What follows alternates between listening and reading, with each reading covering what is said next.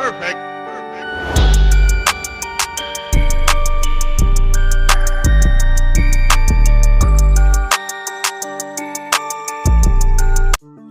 दोस्तों, हरदिया कोठी रक्सौल हरदिया पंचायत के गांव का एक ऐसा ऐतिहासिक स्थल है जो आज भी हमें देखने को मिलती है। नमस्कार दोस्तों, फिर से मेरे नए ब्लॉग में आपका स्वागत है। ब्रिटिश शासनकाल का एक ऐसा इतिहास जो नील के उत्पादन, चीनी मिल और सोरा जैसे यूरोपीय व्यापारी इस स्थल पे बैठ के चलाया करते थे। 1917 के सत्याग्रह आंदोलन में महात्मा गांधी जी भी इस स्थल पे आ चुके हुए हैं और उस समय के किसानों की जो समस्याएं थी उसके लिए यहाँ पे उन्होंने आंदोलन किया था और लिखित शिकायत भी की थी इसी बिल्डिंग में। आज हरदिया कोठी एक खंडहर नुमा और ऐतिहासिक पहचान के रूप में मात्र रह गई है। तो मैं चलता हूँ इस बिल्डिंग की तरफ और क्या क्या दृश्य मैं आपको दिखलाने का प्रयास करता हूँ। और दोस्तों, यह होगी फलेजरगंज की मुख्य कार्यालय जो ब्रिटिश शासनकाल के समय में यहीं से पूरा रख रखाव रक्सौल की हुआ करती थी। यानी कि किसी भी प्रकार की लिखा पढ़ी हो या व्यापारिक संबंधित हो या जमीन के संबंधित हो या किसी प्रकार की शिकायत हो तो इसी बिल्डिंग में उस समय लोग आया करते थे। और उस समय आपको फलेजर बाबू के पूरे अध्यक्षता में यह ऑफिस चला करती थी जो ब्रिटिश शासनकाल की हुआ करती थी। और यह बिल्डिंग आप देख ले, आज भी इतिहास से हमें पुराने याद को ऐतिहासिक के तौर पर याद दिलाती रहती है। उस समय का दौर और आज 2026 की दौर।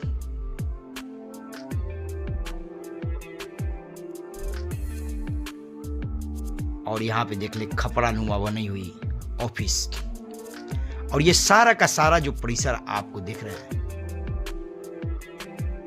ये हरदिया कोठी की है। तमाम ऐसे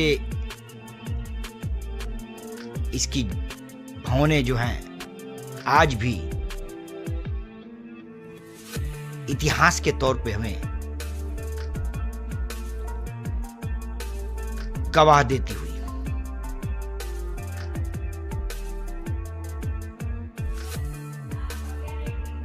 ये मुख्य बिल्डिंग की पीछे वाली भाग हो गई और यह सारा का सारा जो परिसर है ये हरदिया कोठी की ही है।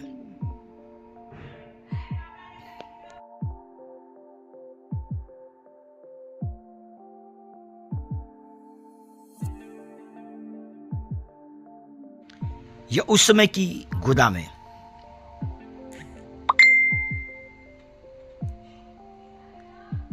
और चारों तरफ इतने गाछ वृक्ष लगे हुए हैं। सावधानी पूर्वक मैं अंदर की तरफ जा रहा हूं क्योंकि मुझे डर भी लग रहा है कि इसके अंदर कोई खतरनाक जीव भी ना हो। और यह सिर्फ और सिर्फ मैं अपने ब्लॉग के माध्यम से आप लोग तक पहुंचाने का प्रयास करता हूं। तो प्लीज़ आप लोगों से निवेदन है, इससे ज़्यादा से ज़्यादा आप लोग शेयर करें और सब्सक्राइब करना ना भूलें। यहाँ पे देख ले जर्जर स्थिति में यह हरदिया कोठी की पुरानी विरासत है।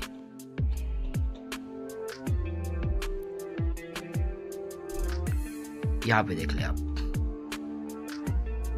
उस समय की बनी हुई बिल्डिंग जो आज 125-30 साल पुरानी होने के बावजूद भी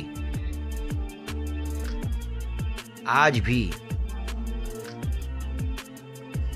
खड़ी। यहाँ पे ग्रामीणों ने अपना घास भूसा रखते हुए और यह हरदिया कोठी के ठीक सामने वाली यह रोड हो गई और इसके सामने यह देख ले बगीचा।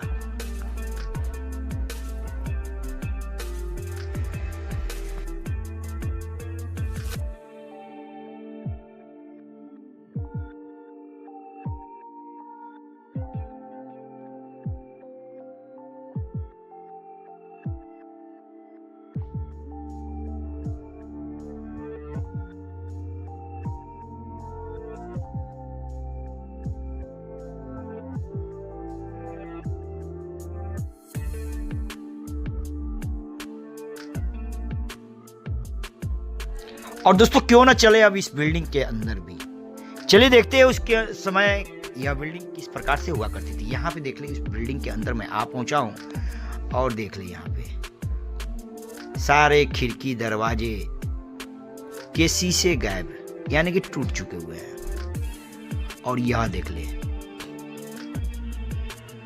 उस समय की क्वार्टरें इस प्रकार से हुआ करती थी। ये उस समय की शायद इसकी मुख्य ऑफिस हुआ करती है। उसके बाद मैं चलता हूं दूसरे साइड पे और ये देख ले, ये हो गई आपको दूसरे बिल्डिंग के मैं अंदर चलता हूं, पूरी खतरनाक। यहाँ पे देख ले, ये अलमीरा भी बनी हुई इसमें और आपको यह रूम देख ले आप, बहुत ही खूबसूरत तरीकों से बनाई गई इस बिल्डिंग को। और चलता हूं मैं इस साइड में, शायद यह हो गई आपको किचन, यानी कि उस समय खाना वाना पकती होगी। उस समय घर के अंदर, घर के बाहर में हुआ करती थी किचन रूम। और आपको ये देख लीजिए, आग तापने के लिए यह बनाई गई। उसके बाद यहाँ पे देख ले अलमीरा, आज भी उसी प्रकार से खंडहर नुमा, एक किसी की फाटक है तो किसी की गायब। और कुछ इतिहास इस प्रकार से आज भी जीवित, लेकिन इसकी रख रखाव नहीं हुई। शायद अगर रख रखाव हुई होती तो शायद एक दर्शनीय स्थल के तौर पे ये भी हुआ करती। आज भी देख ले फाटक के माड़ी उसी प्रकार से झूलते हुए। और यहाँ देख ले डबल फाटक, एक अंदर से दूसरा यहाँ से, इसका मतलब जाली हो, और ताला भी लगी हुई है यहाँ पे देख ले आप, लेकिन इसका शीशा जो है नहीं है इसमें।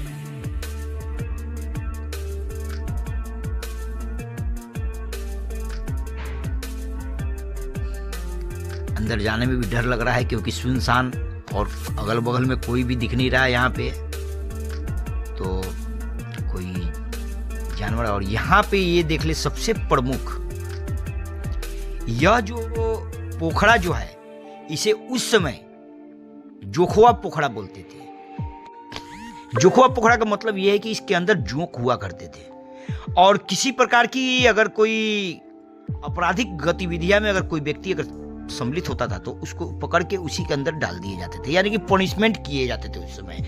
और ये देख ले जर्जर भूमि बिल्डिंग, मात्र ईंटें का ही रह गई है। ये पूरा जो आपको जो ये परिसर दिख रहा है, ये टोटल के टोटल आपको हरदिया कोठी के ही है।